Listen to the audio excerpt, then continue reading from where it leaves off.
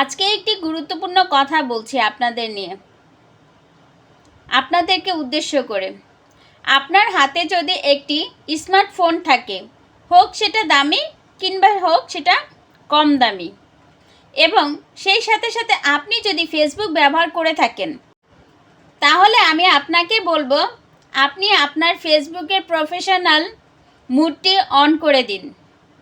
এতে করে এবং আপনি দৈনন্দিন চলার পথে ভালো মন্দ যাই করেন না কেন, সুখ দুঃখ হাসি আনন্দ যাই কিছু করেন না কেন, তার ভিডিও তৈরি করুন এবং ফেসবুকে আপলোড করে দিন।